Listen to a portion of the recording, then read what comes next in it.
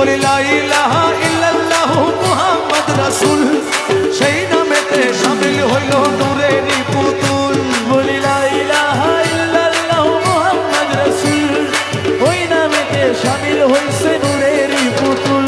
আমার মন প্রাণ সঁপে দিলাম মওলার চরণে, আমি গোলাম হয়ে থাকবো বাবার নুরি চরণে।